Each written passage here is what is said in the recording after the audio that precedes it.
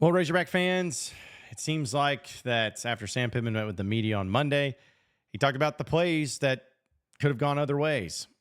Why didn't they? And how can he fix that? Let's talk about in today's Locked On Razorbacks podcast.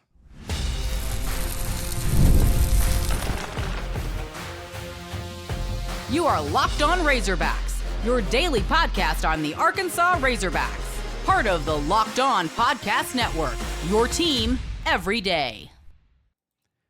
And welcome into Locked On Razorbacks podcast. I am your host, John Neighbors. I'm also the host of Inside Arkansas Live, which you can catch every weekday at noon on Inside Arkansas and InsideArkansas.com. Today's episode is brought to you by 5 Hour Energy.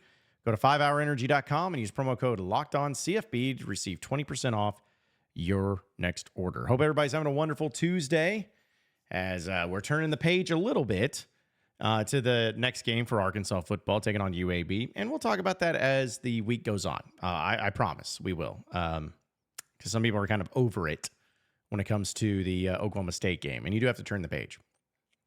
But Sam Pittman met with the media yesterday. And, you know, a lot of the times, just kind of depending on what's going on and what the current state is, those Monday press conferences can be about turning the page. And I'm sure Sam Pittman would have rather have talked about that part of just turning the page and getting it going and not worrying about the Oklahoma State game. And honestly, I know that it's something you have to do because you can't change it.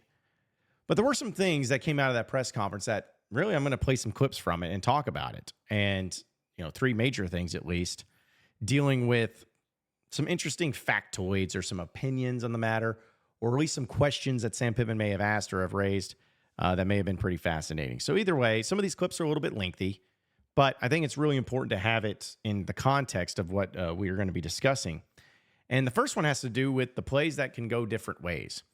Now, if you listen to my rant yesterday on the podcast, you'll know that, you know, I said, hey, if you just not make this mistake, just not make one of those mistakes, those major mistakes that you made, you win the game. It's as simple as that.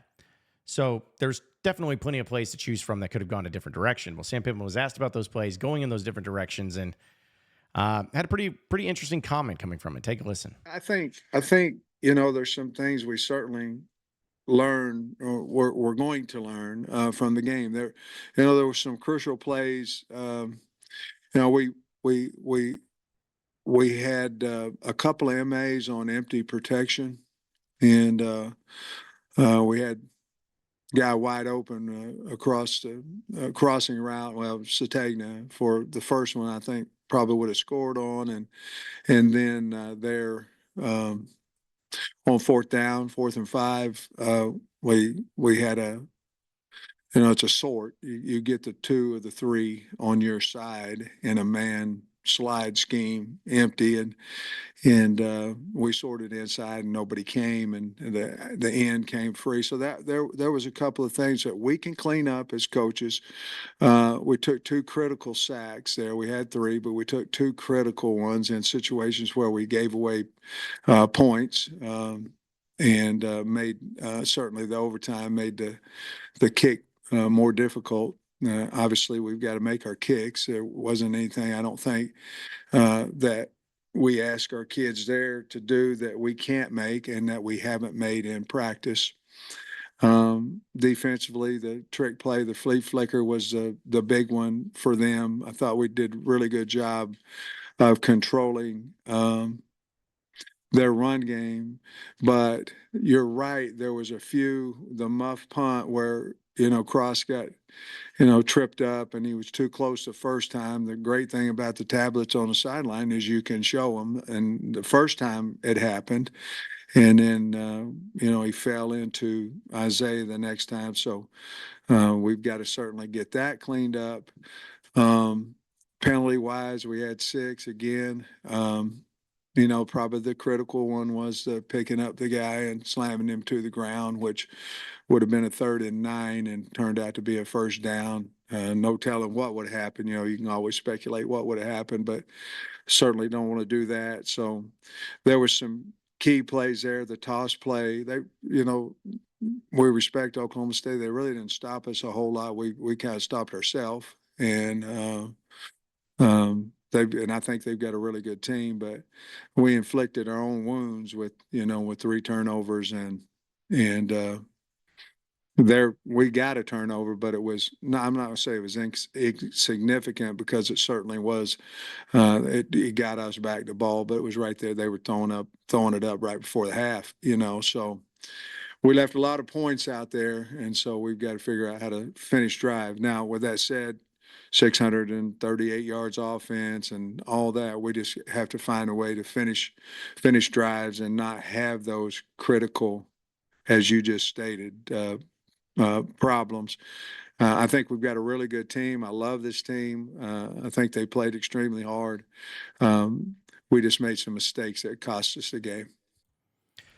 So there you have it from Sam Pittman, of just talking about the simple mistakes that ended up costing the game. And he kind of went into some details about as far as like what it looked like and why it maybe happened, and some things that could have changed it. And, that's the thing about the just sports in general, but really about this particular team and this particular game against Oklahoma State, is that it is fixable and it is something that you can address, and that's something you can move forward with and something that you can do to improve upon. But at the end of the day, you got to be able to make the small plays matter and the small plays go in your favor.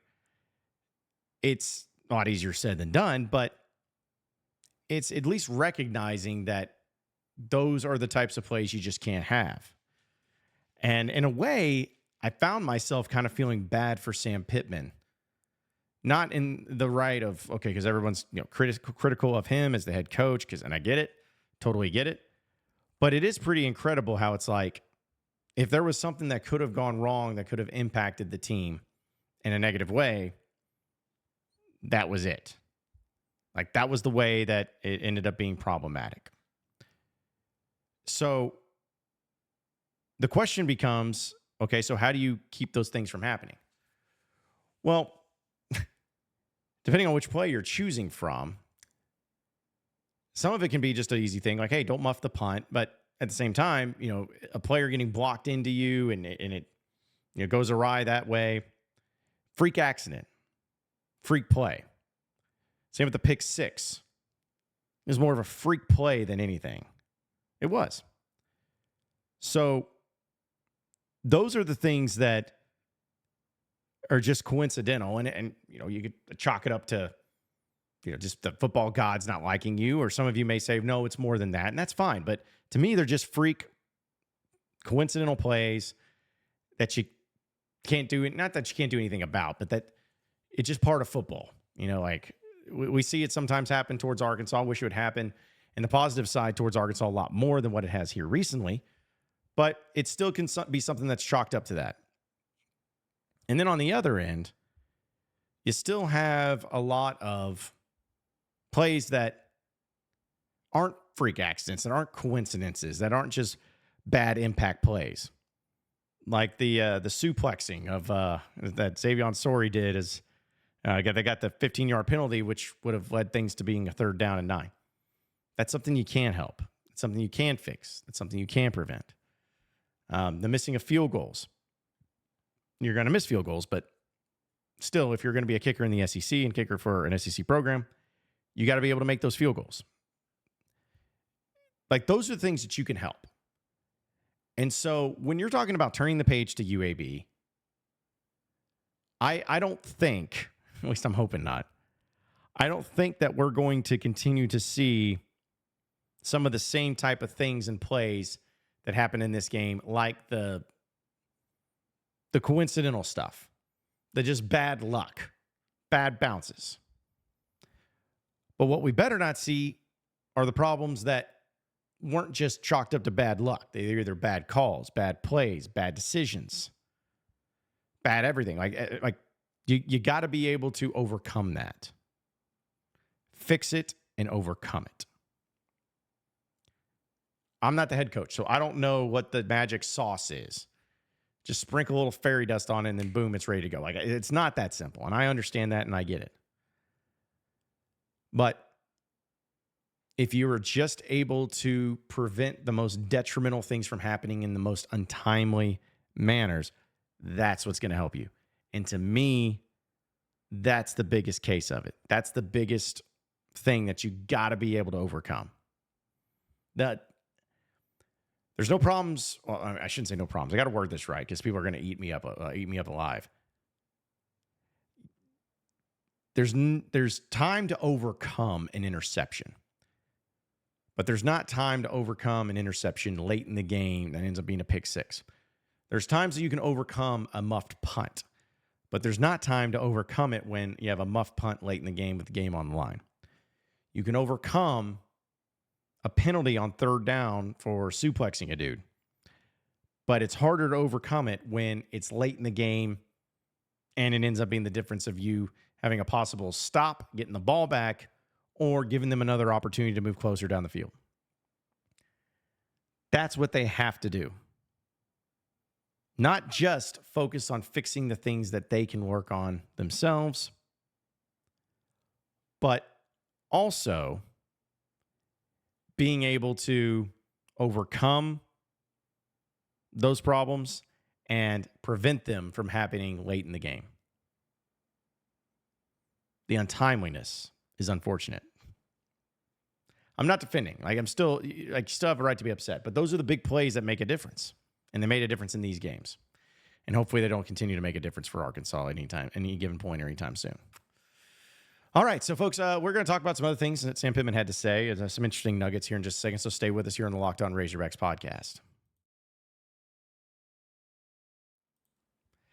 All right, moving on into a great thing, let's be honest. The 5-hour energy deals we'll get to in a second, but also the ultimate college football video game. If you haven't checked this out, you need to, because all of us like to play coach in college football, right? We like to be like, hey, we're Sam Pittman, or if we weren't Sam Pittman, this is the way we do it. Well, luckily for all you Razorback fans, you got a great app that's going to be able to help you. It's a brand new mobile game called Ultimate College Football HC. In this amazing game and simulation, you get to step into the shoes of a head coach and lead your college football program to glory. Can you imagine actually being the head coach of the Razorbacks? I'm sure you have. I'm sure you've played it a few times, and at least in your mind. Why not go ahead and put it to the video game and put it to the test?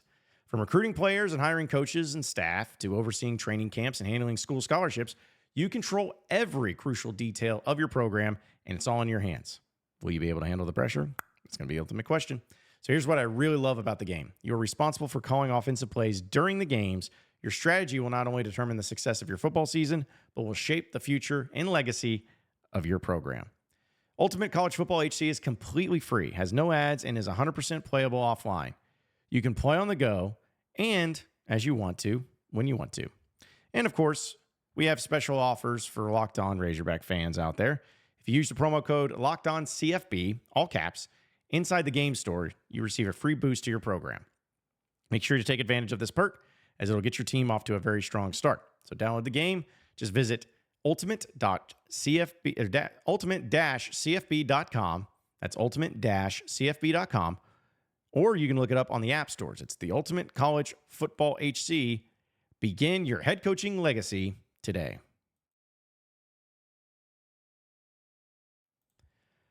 All right, moving on into the next segment of the Locked On Razorbacks podcast. You know, Sam Pittman, again, had some interesting factoids that came out of this press conference. And this is one that I'm not trying to look at it in a negative way, but it was just interesting to me. He was asked a question about Taylon Green and the performance and what he's been doing at quarterback, which his numbers are really impressive. At least his yardage is. He had some issues with accuracy, but overall he's been really good. Well, Sam Pittman was asked not only about him, but he kind of answered a different question in that was really fascinating, talking about being tested more before this game. Take a listen. He's playing his tail off. I think, when we talked about it, especially offensively, when we're in there, and Bobby said it probably the best, and that, those guys know about their team. They've got 18 guys that's been back, and he said, we're still learning about ours, as we're sitting there talking about it. I thought about it. It makes a lot of sense. You're asking, there's a lot of new guys, Jaquindon, and just a lot, or O-line. And so we're learning a little bit about each one of them. But Taylon, I think going into that environment, I wish we had like one more game. before we went and played Oklahoma State, to be perfectly honest with you. The first one, we really didn't get tested at all, you know. And then if we had a little bit better team, maybe if we, you know, but I think we'd have learned a little bit more, maybe been able. But I think Talon, I think what you think about him, he's really a good player, can make things happen that maybe not are there, throws the ball well.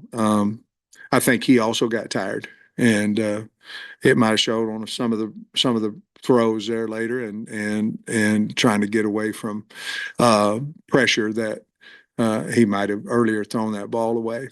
But he's a fantastic player. I wouldn't trade him for anybody out there that somebody wants to trade. I'm not trading. So really good sentiments there from Sam Pittman talking about Talon Green. But, you know, that aside, forget that. It was about the being tested part that really stood out to me and was really fascinating. The fact is that you had a team in UAPB to open up the season that wasn't even a competition. It might as well have been a glorified practice. And then against Oklahoma State, which is a good opponent on the road, you know, team that's a Power 5, maybe even a playoff contender, I guess, just because if it's extended, and, you know, see what they do in the Big 12. But either way, it doesn't matter. They're a program that's worth a lot of credit and that is really tough and highly competitive. So it does make you wonder, does he have a point to it, Sam Pittman that is, about having a little bit more testing, or at least another game before he got into Oklahoma State? You can't change anything about it. You got to play the games in front of you. No question. There's no excuses for it. But, you know, I've always had this theory going back into college football, especially when I was growing up back in and even in looking in the 2000s and everything. More often than not, you had 2, and in some cases 3 straight warm-up games, quote unquote, to start the season. Very seldom did you ever see a big-time, high-level matchup within weeks 1 and 2. Because I remember when Arkansas played USC in 2006 in week 1. That was a huge surprise. Like, that was not a common thing. Arkansas got smoked. But having 2 teams of that caliber to start the season in week 1 was pretty rare. I think back to, you know, the years of like Bobby Petrino in 2011. The first 3 games that Arkansas had was against nobodies, and he kind of went into that process. I think in 2010, it may have been week 3 was the time you played Georgia on the road for the Child's Please play. But you just never really had those games that were either tougher or highly competitive, especially nowadays. It may be something that helps you more than anything because the teams are so new, that are still coming together, that have a lot of new faces and everything. Like, having them all together was kind of a rarity. And it always just makes me wonder, if going back to that formula and going back to that format, how would that be? How would that look? How would that go? Well, I guess Sam Pittman kind of feels like it would have been positive and would have been a benefit here this year.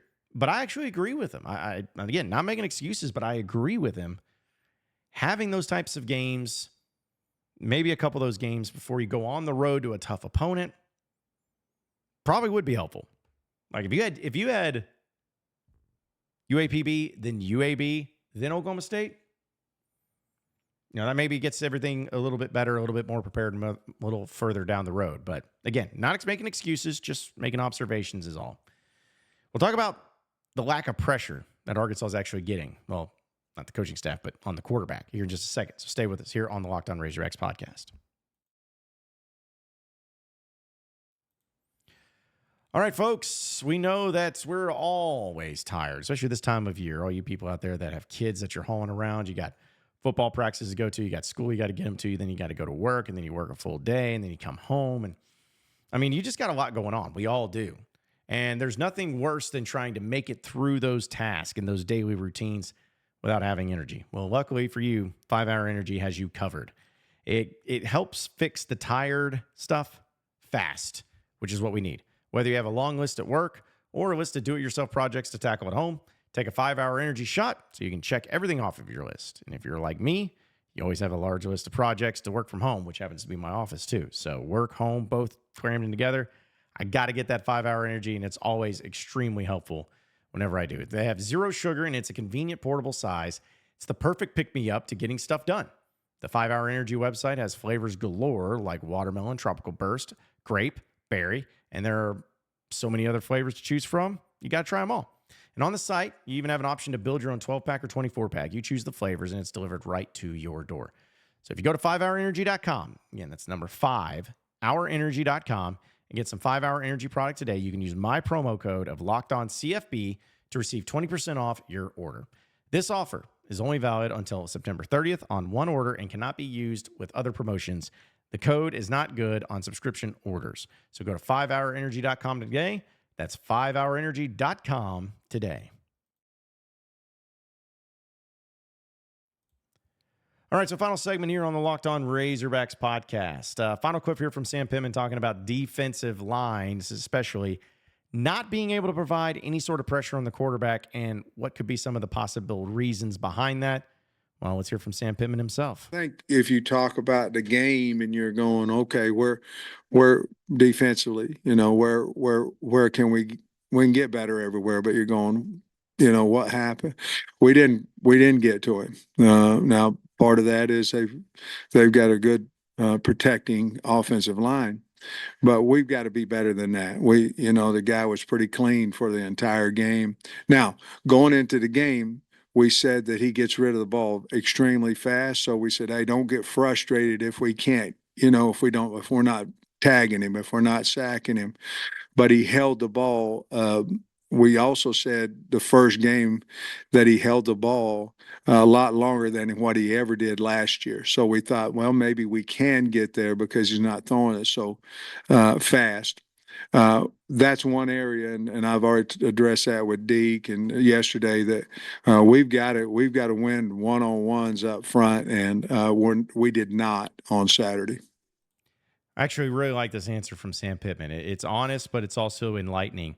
And he understands it. Again, I'm giving Sam Pittman a lot of credit here. He understands the problem. He's got to fix it. And until he fixes it, it's still going to remain a problem, but he at least identifies it.